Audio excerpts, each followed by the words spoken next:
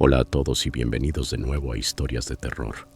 Sé que muchos de ustedes utilizan estos episodios para quedarse dormidos, así que, antes de que se entreguen al sueño, me encantaría que dejaran un comentario diciéndome desde dónde están escuchando en el mundo.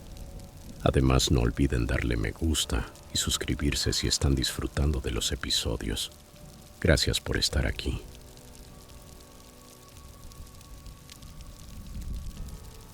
Historia 1. Esta es la historia de cómo casi muero cuando era un niño que se quedaba solo en casa. Probablemente la noche más intensa de toda mi vida, con demasiadas cosas sucediendo al mismo tiempo. Éramos una familia de 5. Yo tenía 10 años, mi hermano mayor 14 y mi hermanita apenas 5. Era un viernes por la noche. Mi hermano había salido con sus amigos, seguramente metiéndose en problemas, porque mis padres recibieron la temida llamada telefónica. Recuerdo que estaba en mi habitación jugando un videojuego de Star Wars cuando escuché a mi madre empezar a gritar y a llorar desconsoladamente. Me asusté muchísimo y corrí para ver qué pasaba. Mi mamá estaba al teléfono con el hospital, que la estaba llamando para informarle que mi hermano había sido atropellado por un coche. Obviamente todos estábamos conmocionados y muertos de miedo. Mi hermano tenía la pierna rota, aunque no recuerdo qué más dijeron por teléfono. Solo sé que mis padres se apresuraron a ponerse los abrigos, tomaron a mi hermanita de su habitación y me preguntaron si podía quedarme solo en casa. Dije que sí, y enseguida salieron hacia el coche y se marcharon. Yo estaba muy preocupado por mi hermano, pero no quería ir al hospital y verlo herido. Creo que mis padres tampoco querían que mi hermana o yo lo viéramos en ese estado. Aún así, no querían dejar a una niña de 5 años sola en casa. Vale la pena mencionar que mi hermano se recuperó completamente. Su accidente solo explica por qué terminé quedándome solo esa noche de viernes. Antes de irse, mi padre intentaba calmar a mi madre diciéndole que mi hermano estaría bien. Verlo tan tranquilo me tranquilizó un poco. Pensé que quizás mi mamá estaba exagerando, como suele hacer cualquier madre preocupada. Seguí jugando mi videojuego de Star Wars durante un par de horas más, hasta que escuché la puerta principal abrirse. Para ese momento ya tenía la puerta de mi habitación cerrada. Era pasada la medianoche y mi hora de dormir. Apagué la televisión y la PlayStation y me metí en la cama con mi Game Boy. Intenté escuchar las voces de mis padres, o quizá la de mi hermano, para saber si habían vuelto, pero no oí nada. Después de varios minutos sin escuchar pasos ni voces subiendo las escaleras, algo me dio mala espina. Me levanté con cuidado, abrí la puerta despacio y caminé hasta la barandilla desde donde se veía el salón. Las luces estaban apagadas, pero abajo, en la sala, había 3 personas altas de pie. No eran mi familia. El terror me paralizó por unos segundos antes de poder moverme lentamente hacia mi habitación y cerrar la puerta con el mayor silencio posible. Sin embargo, no fui lo suficientemente sigiloso. Supe que habían escuchado el leve clic de la puerta al cerrarse. Me apresuré a abrir mi armario. Me metí dentro y cerré la puerta detrás de mí. Me acomodé detrás de varias cajas y bolsas de ropa apiladas, lo cual me cubría bastante bien de la vista. Pasó un breve momento que se sintió eterno, esperando que la puerta de mi habitación se abriera. Y así fue. En ese instante supe que iba a morir. Escuché pasos entrando en la habitación. No podía distinguir si era 1 o 2 personas. Oí cómo caminaban hasta mi cama y cómo movían las sábanas. Luego silencio. Más pasos, esta vez acercándose al armario. Silencio de nuevo. Los segundos pasaban lentos, como granos de arena cayendo en un reloj de vidrio, hasta que la puerta del armario se abrió. Mi corazón estaba en la garganta. Me quedé totalmente quieto, conteniendo la respiración. La puerta permaneció abierta un largo rato, unos 20 segundos que parecieron una eternidad, hasta que finalmente se volvió a cerrar. Escuché pasos alejándose del armario y luego salir del cuarto. Cuando por fin levanté la cabeza, me di cuenta de que, desde donde estaba agazapado entre las cajas y bolsas, quizá el intruso no me había visto. No fue sino hasta una hora después aproximadamente que escuché regresar a mis padres. Bajé corriendo las escaleras hacia ellos. La puerta principal estaba entreabierta. Los ladrones la habían dejado así. Se habían llevado varios objetos de valor. Esa noche pasó de ser mala a ser una auténtica pesadilla para nuestra familia. Mis padres habían salido tan rápido al hospital que se olvidaron de cerrar con llave.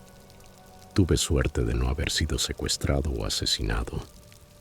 A veces pienso en aquel momento y me pregunto si la persona que abrió el armario y se quedó quieta mirándome durante esos 20 segundos me vio escondido. Quizás solo quería robar y no hacer daño, o tal vez simplemente no me vio y, sin saberlo, escapé por muy poco de la muerte o una tragedia.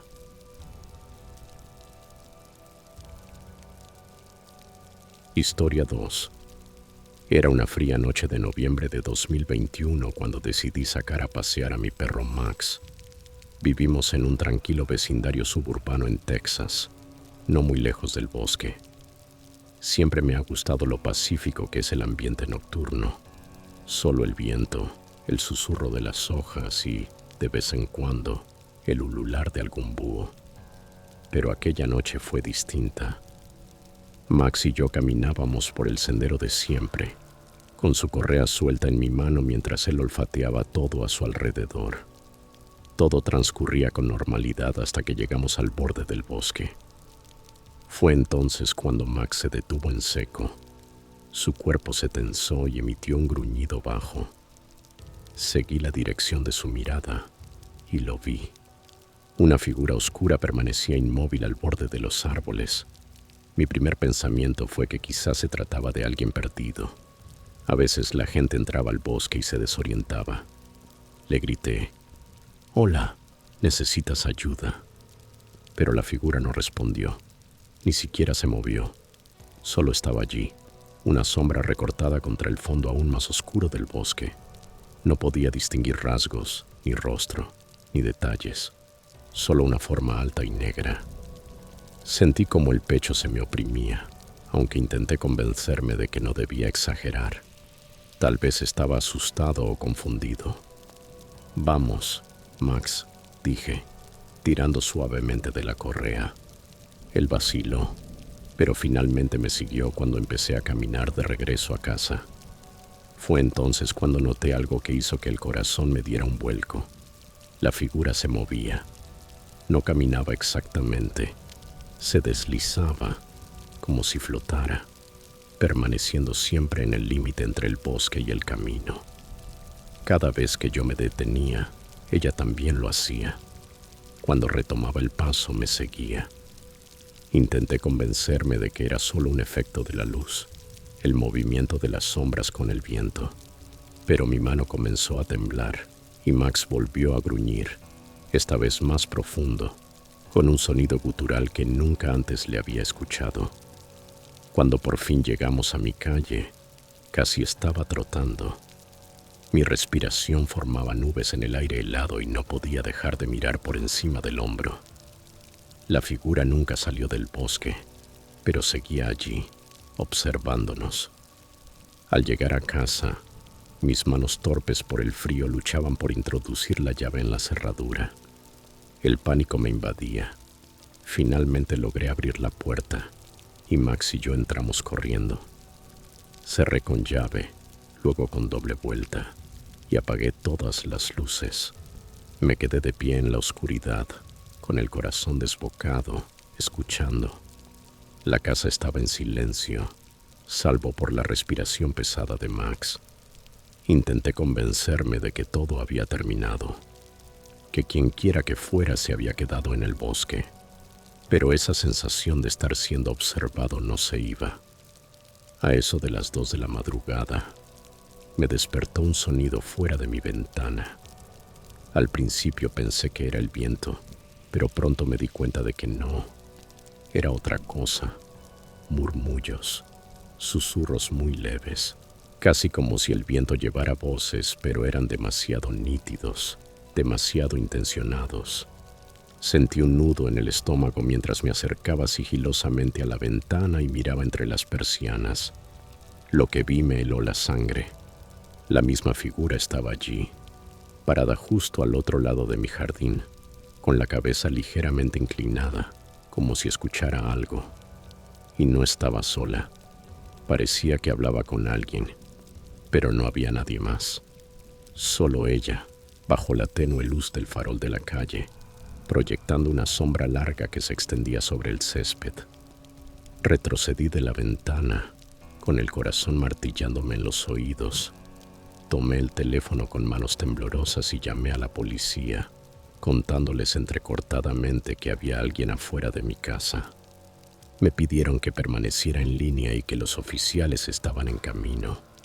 El tiempo pareció eterno, aunque llegaron rápido. Vi desde la ventana cómo la patrulla se detenía frente a mi casa, las luces parpadeando en rojo y azul.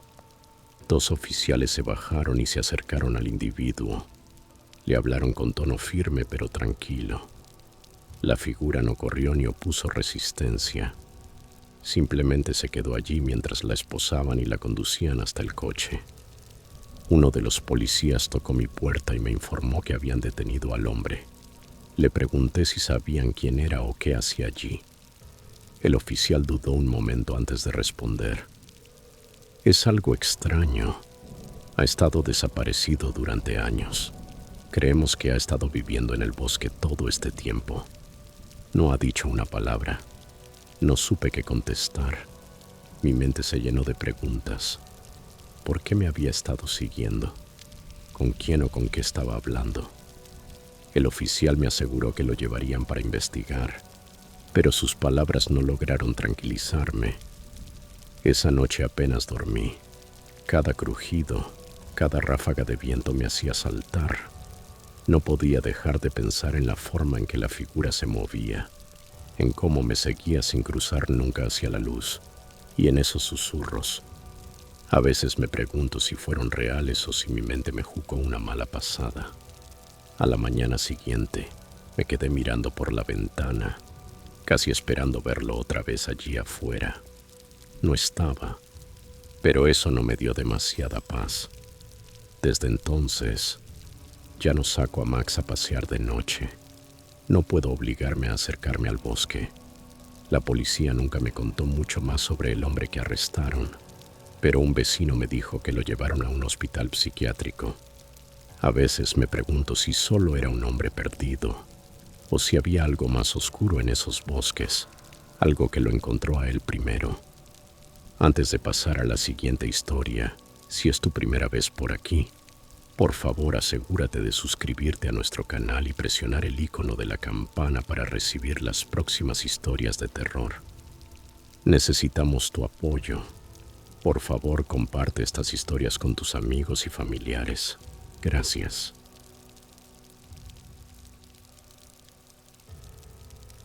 Historia 3. En 2023 vivía en una zona complicada de la ciudad de Nueva York. Las calles eran bulliciosas durante el día, pero inquietantemente silenciosas por la noche. Trabajaba en el turno nocturno de una pequeña oficina en el centro, terminando la mayoría de las noches alrededor de las 11 de la noche. No era el horario más seguro, pero al menos me alcanzaba para pagar el alquiler. Una fría noche de noviembre, me dirigía al trabajo. El estacionamiento subterráneo donde dejaba mi coche estaba débilmente iluminado y, como de costumbre, casi vacío. Aparqué cerca de la entrada, tomé mi bolso y me dispuse a empezar el turno. Mientras caminaba hacia el ascensor, algo llamó mi atención. Un hombre estaba de pie junto a un coche, a unas pocas filas de distancia.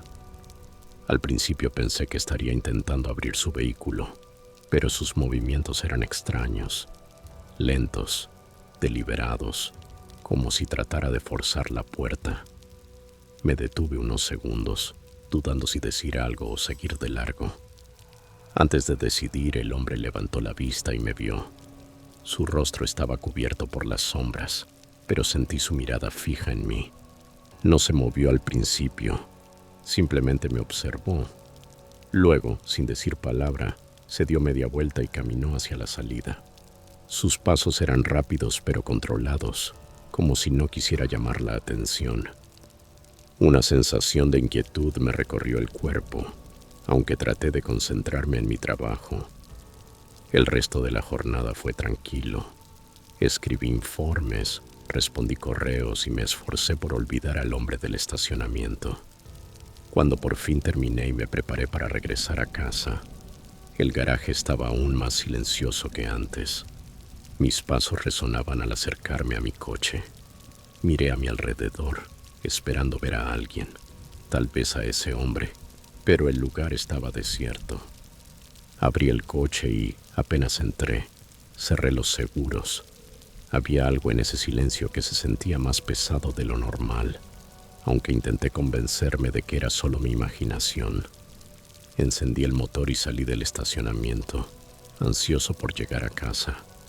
El viaje comenzó sin incidentes.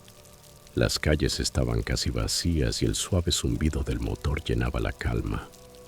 La autopista se extendía frente a mí, flanqueada por árboles oscuros que parecían cerrarse a medida que avanzaba.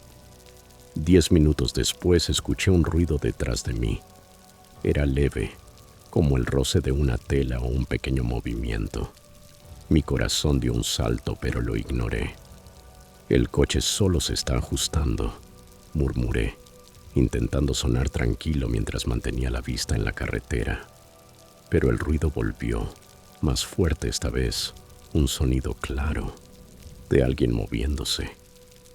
El pecho se me apretó cuando comprendí que no era el coche. Miré por el espejo retrovisor y sentí cómo la sangre se me helaba. Allí, en la penumbra del asiento trasero, estaba el hombre del estacionamiento, sentado, con los ojos fijos en mí, su rostro inexpresivo pero tenso. Apreté el volante con tanta fuerza que mis nudillos se pusieron blancos. No sabía qué hacer. Detenerme, acelerar. La mente me iba a 1000. Antes de que pudiera reaccionar, él habló.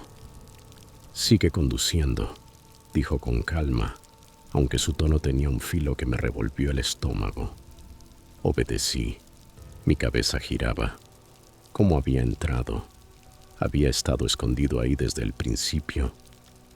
«Detente junto a los árboles», ordenó señalando un tramo oscuro y aislado al costado de la carretera. Tragué saliva y obedecí, esperando que solo quisiera robarme y se marchara. Cuando el coche se detuvo, sacó un arma. «Cartera, teléfono», exigió. Con esa misma voz serena pero helada, le entregué todo sin pensarlo, las manos temblorosas. No dijo nada más. Me miró por un instante, abrió la puerta y salió. Antes de perderse entre los árboles, se giró y murmuró: «Si llamas a la policía, te encontraré». Y desapareció, tragado por la oscuridad. Permanecí inmóvil, respirando con dificultad, el corazón latiendo a 1000. Pasaron minutos, o tal vez horas, antes de que pudiera arrancar el coche y conducir hasta la gasolinera más cercana. Las luces brillantes del lugar me parecieron un refugio después de la oscuridad de la autopista. Dentro, le conté al cajero lo ocurrido y le pedí el teléfono.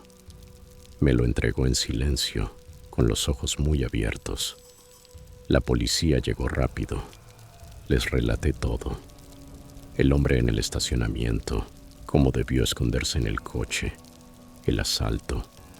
Buscaron por la zona donde me había detenido, pero no encontraron rastro de él.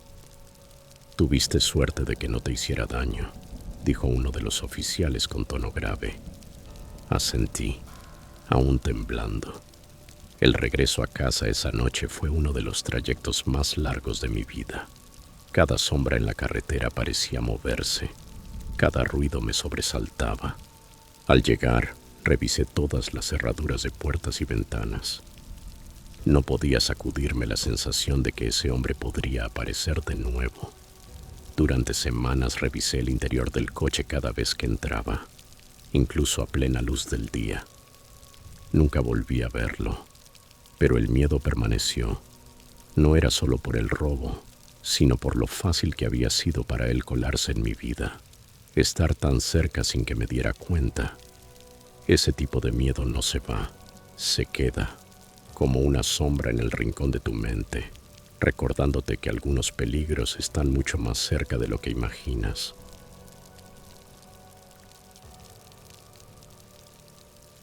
Historia 4. Tenía 14 años cuando sucedió. Mi madre trabajaba largas jornadas como enfermera, muchas veces de noche, y mi hermano ya estaba en la universidad. Eso significaba que pasaba la mayoría de los fines de semana solo en casa. En aquel entonces me parecía algo normal, parte de crecer, pero esa noche aprendí lo vulnerable que realmente estaba. Era sábado y había invitado a Molly a venir. Era alguien con quien había estado hablando más de la cuenta últimamente. No éramos oficialmente pareja, pero había algo entre nosotros. Pasamos la tarde en mi habitación viendo películas, riéndonos y bromeando. Mi habitación estaba en el piso superior, con una ventana que daba al patio trasero y a la terraza. Molly se fue alrededor de las 10 de la noche, porque a sus padres no les gustaba que llegara muy tarde. Nos abrazamos para despedirnos y volví a quedarme solo. Me quedé en mi cuarto, mirando el teléfono y con la televisión encendida a bajo volumen. La luz suave de la pantalla era reconfortante en el silencio de la casa. En algún momento escuché un ruido, el sonido de una silla arrastrándose sobre la terraza de madera, justo bajo mi ventana. No fue un sonido sutil, sino claro, deliberado, lo bastante fuerte como para que me quedara inmóvil. Intrigado me levanté y miré por la ventana. Había un hombre sentado en una de las sillas del porche, su silueta recortada por la tenue luz del patio de los vecinos. Mi primer pensamiento fue que Molly había regresado por algún motivo, aunque no tenía sentido. Aún así la llamé suavemente por la ventana. «Molly». La figura levantó la cabeza hacia mí. No era ella. Se me cortó la respiración. Era un hombre. Su rostro estaba parcialmente cubierto por las sombras, pero supe de inmediato que me estaba mirando.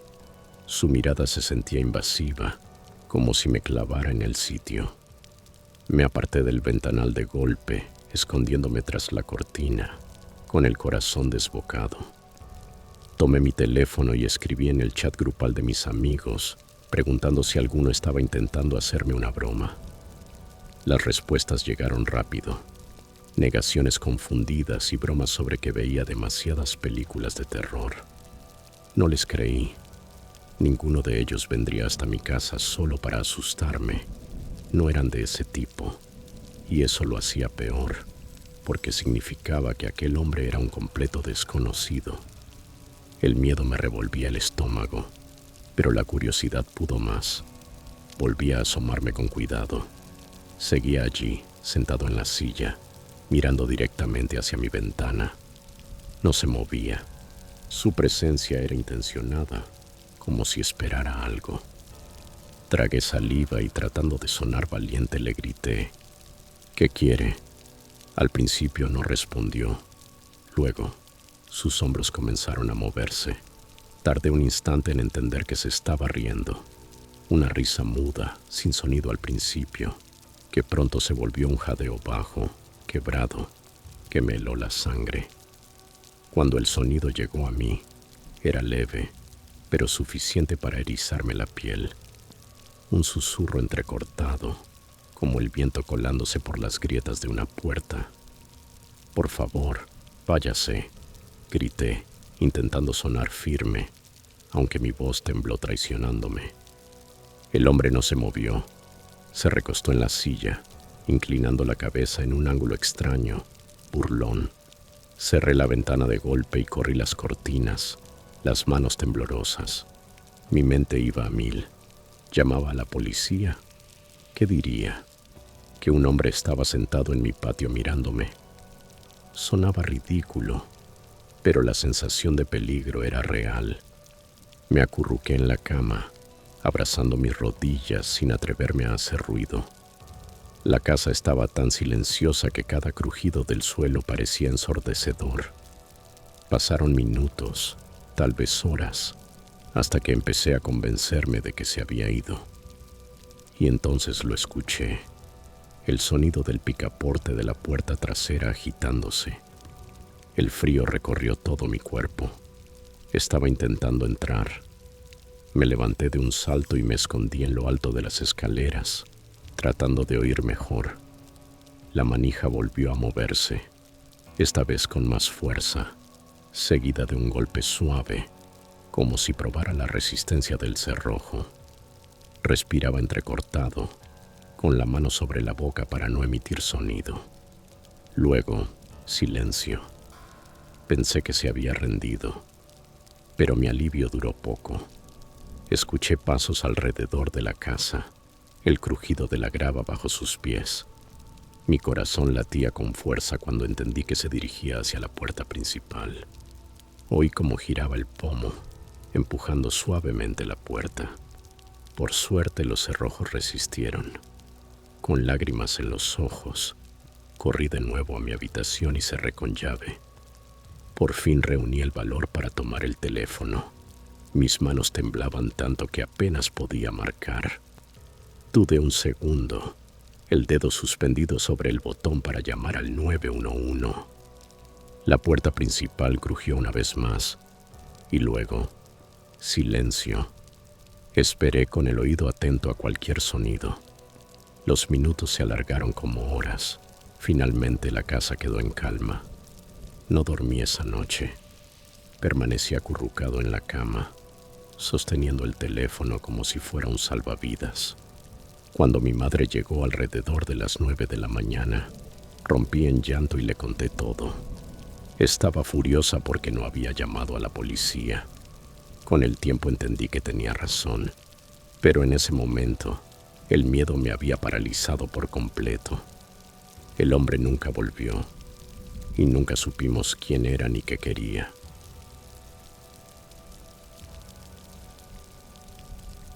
Historia 5. Durante toda mi vida adulta he sido oficial de policía.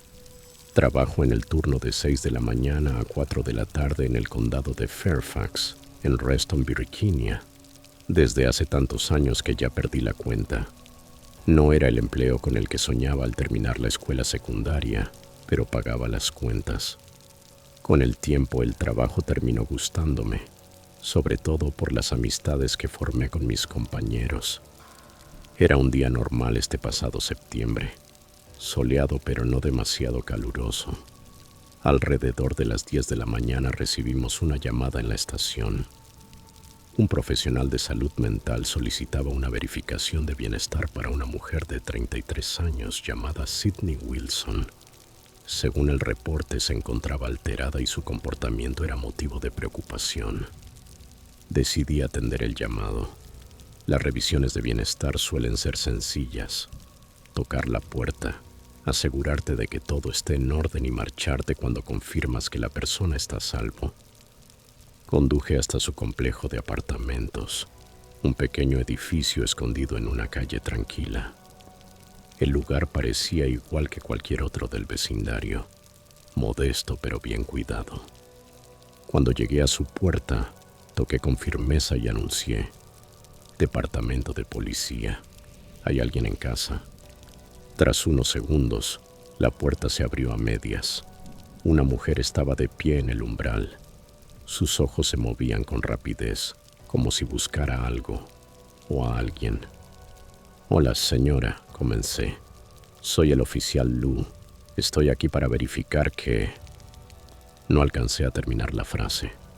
Murmuró algo ininteligible, cerró la puerta de golpe y echó el cerrojo. Me quedé allí unos segundos, intentando entender su comportamiento. Estaba asustada, alterada. No lo sabía, pero algo no se sentía bien. Golpeé de nuevo, más fuerte esta vez. No hubo respuesta. Continué llamando cada 20 segundos, con la esperanza de que regresara. Pasados un par de minutos, la puerta volvió a abrirse. Salió lentamente, con una expresión que no supe interpretar. «¿Cómo está?», preguntó de repente, con un tono extrañamente alegre. Apenas tuve tiempo de reaccionar antes de que balanceara un cuchillo hacia mí. La hoja me cortó la frente y el dolor fue inmediato. Retrocedí tambaleándome, intentando poner distancia entre nosotros. Llevé una mano a la cabeza y sentí la sangre tibia resbalarme por la cara. Ella permanecía frente a mí, empuñando el cuchillo con fuerza y murmurando palabras que no lograba entender. Saqué mi arma, apuntando con firmeza mientras gritaba: «Suelte el cuchillo». Atrás, no se movió. Al contrario, avanzó un paso más, apretando el mango con más fuerza. Retrocedí, manteniendo la voz firme. «Suelte el cuchillo, la estoy advirtiendo». Pero mis palabras no parecían llegarle. Volvió a lanzarse hacia mí, hiriéndome 2 veces más en la cara. El ardor me nubló la vista, pero el instinto y el entrenamiento se activaron. Temiendo por mi vida, disparé 2 veces. Los tiros fallaron, golpeando la pared detrás de ella. No se inmutó. Me atacó de nuevo, moviéndose de forma errática, casi frenética. Disparé 3 veces más. Esta vez los 3 impactos dieron en su parte superior del cuerpo. Retrocedió tambaleante, dejó caer el cuchillo y cayó al suelo. Inmediatamente pedí refuerzos por radio. Disparos efectuados. Sospechosa abatida. Solicito asistencia médica. Dije lo más claro posible, mientras la sangre seguía cayendo por mi rostro. Mis manos estaban resbaladizas, cubiertas de rojo. Afortunadamente, la hemorragia no era abundante, lo que significaba que las heridas no eran mortales. En cuestión de minutos llegaron otros oficiales. Los paramédicos no tardaron. Me subieron a la ambulancia mientras otro equipo atendía a Sidney. Ya sentado dentro, la adrenalina empezó a disiparse y con ella llegó la realidad. Había disparado contra alguien. Había matado a alguien. En el hospital, los doctores trataron mis heridas. Varios puntos de sutura cerraron los profundos cortes en la frente y el rostro. Me aseguraron que me recuperaría por completo, pero el peso emocional fue mucho más difícil de sanar. Nunca antes había disparado mi arma en servicio, y mucho menos había quitado una vida. Más tarde supe que Sidney fue declarada muerta en el hospital. La noticia me golpeó como un ladrillo. No podía dejar de repasar los hechos una y otra vez, preguntándome si podría haber hecho algo distinto. Pero siempre llegaba a la misma conclusión. No tuve elección. Era ella o yo. Durante días después del incidente, apenas pude dormir. Me despertaba sobresaltado, reviviendo la escena, viéndola abalanzarse sobre mí con el cuchillo.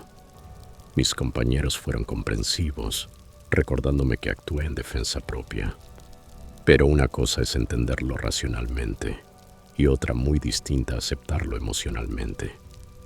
Tuve que pasar por todos los procedimientos posteriores a un tiroteo: entrevistas, revisiones internas, sesiones de consejería. Cada paso era un recordatorio de lo sucedido, pero también una forma de procesarlo. Al final, el departamento determinó que el tiroteo había sido justificado. Aún así, la experiencia se quedó conmigo.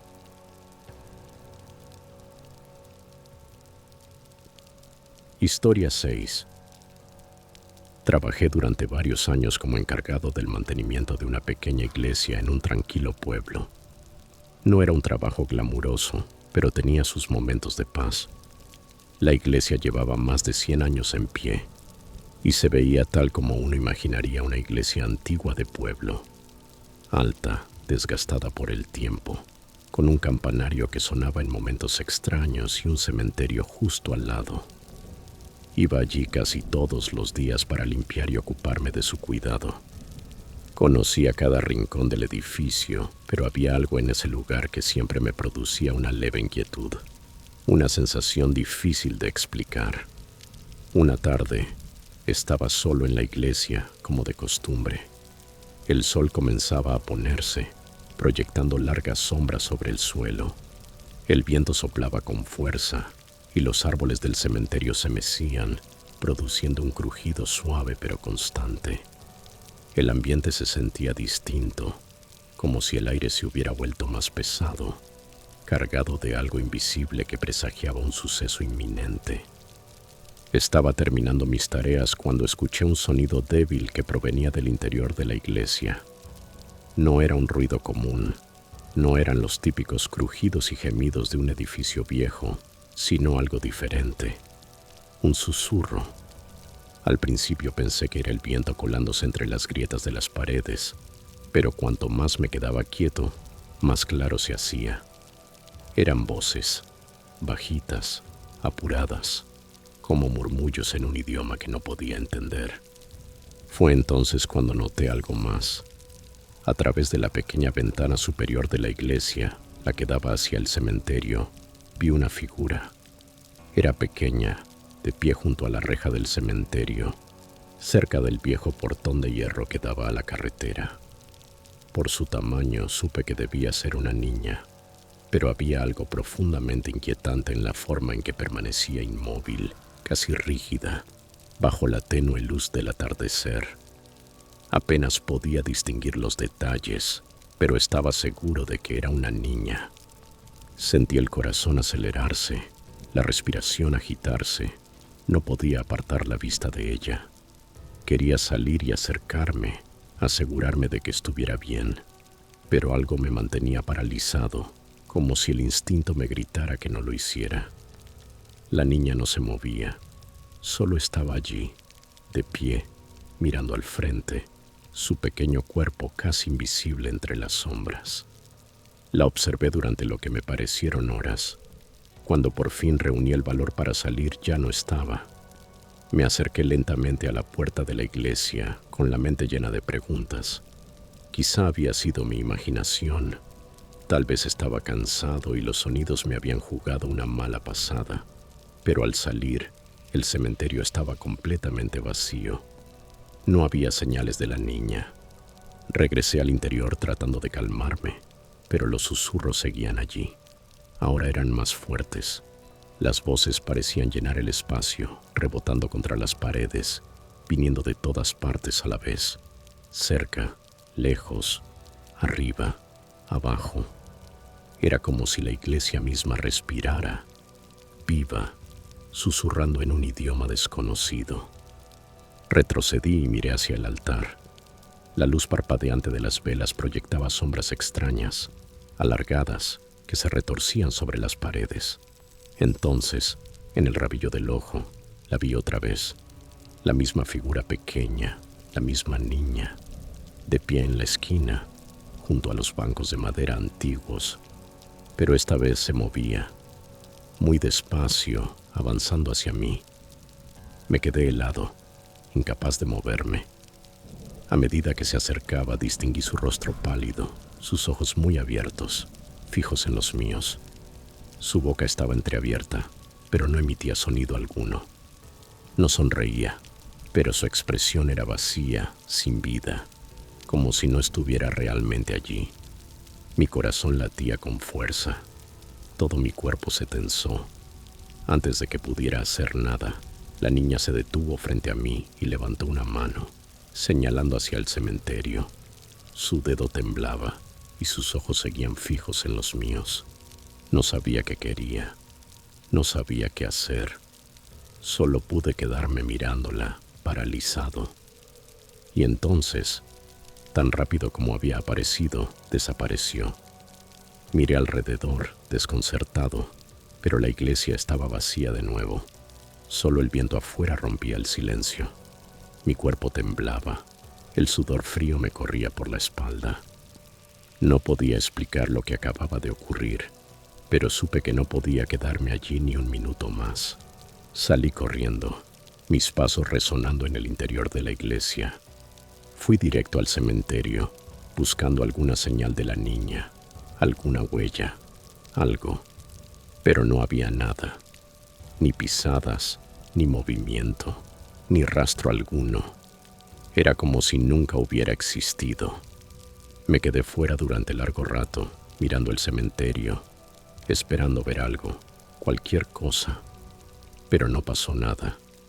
El lugar estaba completamente inmóvil y, sin embargo, la sensación persistía. Algo no estaba bien con esa iglesia, ni con ese cementerio, ni con aquella niña.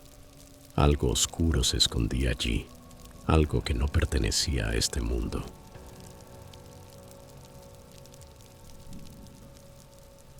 Historia 7. Tengo 30 años y comparto una casa con mi hermana. Es una vivienda de 2 pisos, una de esas llamadas mother-daughter houses, con cocinas separadas. Ella ocupa el apartamento de la planta baja y yo el del piso superior. Sin embargo, casi nunca está en casa, ya que suele quedarse con su novio, que vive a unos 20 minutos de distancia. Me gusta pensar que no soy alguien que se asusta con facilidad, pero a veces estar solo en esta casa tan grande me inquieta más de lo que quisiera admitir. Aquella noche en particular, estaba solo, recostado en el sofá, viendo una película de terror. La parte de la casa que ocupo tiene un diseño de concepto abierto, así que el salón, la cocina y el comedor forman un solo espacio. El sofá está justo en el centro, lo que significa que cuando miro la televisión, tengo la espalda hacia una habitación amplia y abierta. La única luz provenía del resplandor del televisor, una luz tenue y parpadeante que hacía que las sombras en las esquinas parecieran moverse. De vez en cuando miraba por encima del hombro, por costumbre, me decía a mí mismo. Algo en ese espacio abierto siempre me daba la sensación de no estar completamente solo, aunque lo atribuía a la atmósfera del filme. Era una de esas películas psicológicas que logran meterse bajo tu piel. Cuando terminó, me lavé los dientes, apagué todas las luces y me fui a la cama. Me dormí rápido, pero alrededor de la 1 de la mañana desperté sobresaltado por el sonido de la voz de mi hermana. Al principio pensé que lo había soñado. Su voz no sonaba amortiguada, como si viniera desde afuera. Se escuchaba dentro de la casa. Eso me hizo incorporarme de golpe. Conocía el tono de su voz, y lo que oí no era un llamado casual. Sonaba agitado, casi furioso. Aún medio dormido me senté y escuché. ¿Por qué está gritando?, murmuré para mí. Mi primer pensamiento fue que quizás había tenido una discusión con su novio y había regresado alterada. Me levanté y avancé por el pasillo oscuro, encendiendo la luz mientras caminaba hacia la escalera. Entonces la escuché otra vez, llamándome por mi nombre, más fuerte, desde abajo. ¿Qué pasa?, le grité, mi voz rompiendo el silencio de la casa. No respondió, pero el tono de su voz seguía poniéndome nervioso. No solo era urgente, había algo raro en él. Bajé las escaleras, palpando la pared en busca del interruptor de la luz del vestíbulo. No lo encontraba. La oscuridad parecía más densa allí abajo, y mi cerebro adormecido no ayudaba. ¿Dónde demonios está el interruptor?, murmuré tanteando. Su voz sonó otra vez, más clara, más fuerte. «Ven aquí», gritó. Provenía de su cocina. Se me heló el estómago. Había algo en su tono que no parecía suyo, como si la voz no le perteneciera del todo. Finalmente encontré el interruptor y lo encendí. La luz fluorescente parpadeó antes de iluminar completamente el lugar. El salón, la cocina y parte del pasillo. No había nadie. «Hola», dije, avanzando un poco más. El aire estaba demasiado quieto, tan silencioso que sentía la presión en los oídos. Mi pulso se aceleró mientras me acercaba a su habitación. La puerta estaba entreabierta. Dudé unos segundos antes de empujarla. Vacía, su cama perfectamente hecha, la mesita de noche intacta, ninguna señal de que hubiera regresado. «Yasmín», Llamé de nuevo, la voz temblorosa. Nada. Cuando me disponía a salir de la habitación, un golpe fuerte me hizo saltar. El sonido venía de su cuarto, el mismo que acababa de revisar y donde no había nadie. Me quedé congelado. Mi respiración se entrecortó. Todo mi cuerpo me gritaba que saliera corriendo, pero la curiosidad o la estupidez me mantuvo allí. Di un paso lento hacia el interior otra vez. La luz del pasillo proyectaba sombras alargadas sobre las paredes. Escaneé la habitación con la mirada, buscando algo caído. Nada se había movido. Todo seguía exactamente igual. Retrocedí despacio, con el corazón latiendo tan fuerte que podía oírlo en mis oídos, y subí las escaleras deprisa. Cerré mi puerta de un golpe. La aseguré con llave y tomé mi teléfono. Las manos me temblaban mientras marcaba el número de Yasmín. El teléfono sonó 1, 2, 3 veces, pero no contestó. Intenté otra vez y otra. Nada. Me quedé sentado en la cama, mirando la puerta cerrada, escuchando cada crujido del suelo, cada pequeño ruido del viento. Estaba perdiendo la cabeza. Lo había imaginado todo. No podía borrar de mi mente lo vívido de su voz ni la urgencia en su tono. Finalmente el cansancio venció al miedo y terminé quedándome dormido, aunque el sueño fue inquieto. Cuando desperté, el sol entraba por la ventana y la pesadilla de la noche anterior parecía lejana, como un mal sueño. Hasta que miré mi teléfono, un mensaje de Yasmín. ¿Por qué me llamaste a la 1 de la mañana? ¿Todo bien? El estómago se me encogió. Le respondí de inmediato. Estuviste en casa anoche. Creí oírte abajo. Su respuesta llegó enseguida. No, me quedé en casa de Matt. Bajé a su apartamento decidido a entender lo que había pasado. A la luz del día todo parecía normal. Su habitación estaba igual que la había dejado, ordenada, sin señales de que alguien hubiera estado allí. La cocina y el salón tampoco mostraban nada fuera de lo común. Pero al girarme para marcharme, algo llamó mi atención. En el suelo, cerca de la puerta de su habitación, había una marca de raspón muy leve. No estaba allí la noche anterior. Me agaché para verla mejor, y entonces lo noté. El aire del piso de abajo tenía un olor extraño, un aroma ácido, metálico, como a óxido o a sangre. Subí corriendo. Cerré con llave mi puerta y pasé el resto del día convenciéndome de que lo había imaginado todo.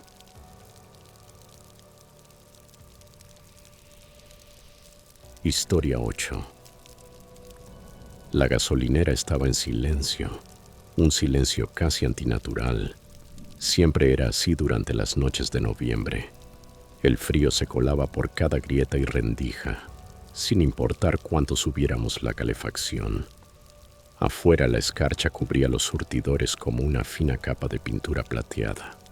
Incluso dentro podía ver mi propio aliento salir en pequeñas nubes. El viejo calefactor del cuarto trasero gemía intentando luchar contra el aire helado. Había aceptado el turno nocturno porque necesitaba el dinero. Nadie más lo quería, y el pago era un poco mejor. Pero a veces me preguntaba si valía la pena. Entre el frío, la soledad y el tipo de personas que aparecían por ahí a medianoche, el trabajo se sentía más como un castigo que como un sueldo. La gasolinera estaba en las afueras del pueblo, lo suficientemente lejos de la carretera principal como para no tener muchos clientes. Esa noche no había visto a una sola persona en más de una hora. Estaba sentado detrás del mostrador, desplazándome sin rumbo por el teléfono para mantenerme despierto. El resplandor de la pantalla era reconfortante, una pequeña señal de normalidad en medio del vacío. Aún con guantes, los dedos se me helaban. El diminuto calefactor bajo el mostrador apenas servía. Entonces lo escuché, el tintineo del timbre sobre la puerta. Levanté la vista esperando ver a algún cliente habitual, tal vez un camionero o un viajero nocturno. En su lugar entró un hombre con el rostro oculto bajo una capucha gruesa.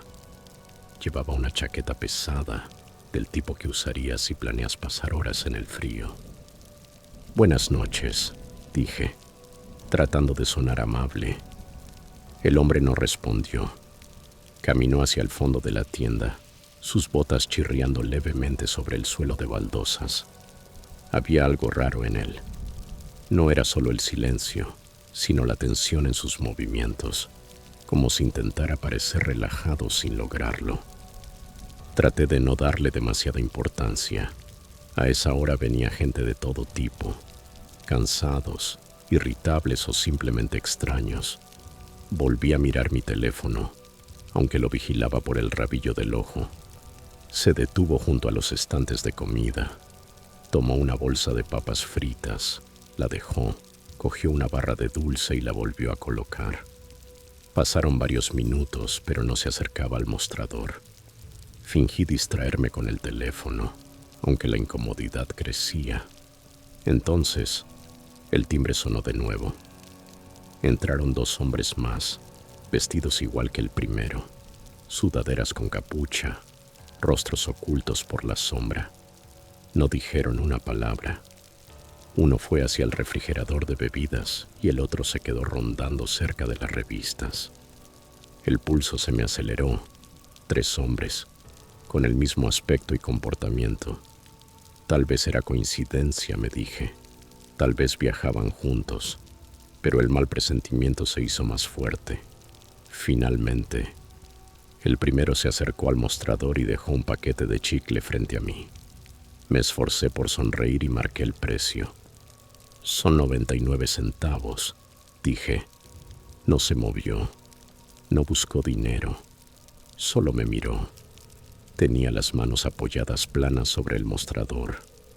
Su capucha proyectaba una sombra sobre su rostro, pero alcancé a ver sus ojos, fríos, calculadores.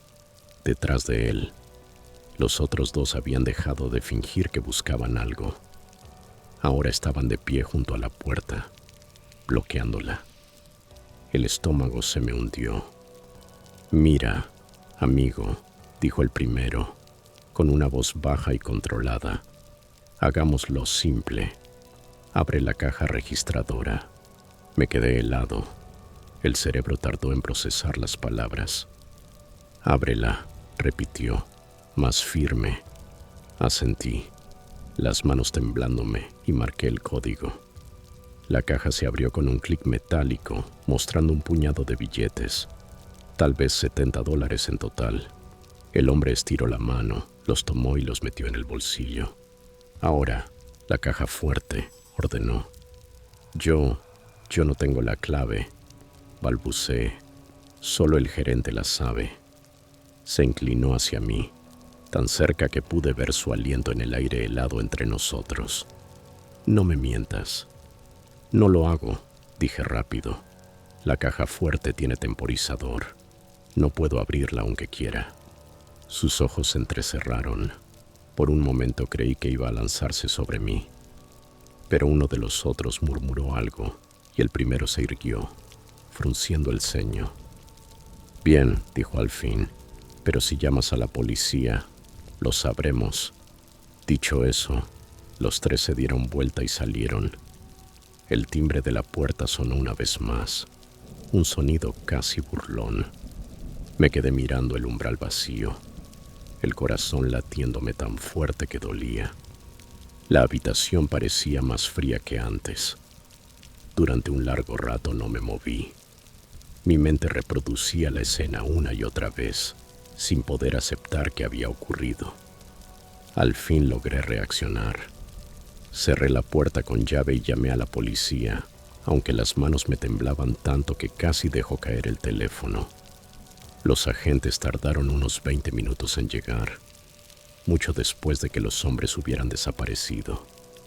Di mi declaración, describiéndolos lo mejor que pude, pero sabía que sería difícil atraparlos. No dejaron huellas, y las cámaras de seguridad eran viejas y borrosas. Cuando se fueron, el silencio volvió a apoderarse del lugar, más pesado que nunca. Terminé mi turno de alguna manera, aunque apenas recuerdo los detalles. Mi mente seguía atascada en los rostros de aquellos hombres, o lo poco que había alcanzado a ver de ellos. Sus ojos, tan vacíos, tan carentes de humanidad. El gerente no me culpó. Dijo que había hecho lo correcto, que mi seguridad valía más que el dinero. Pero sus palabras no me tranquilizaron, no después de haber visto cómo el miedo puede helarte más que cualquier noche de noviembre.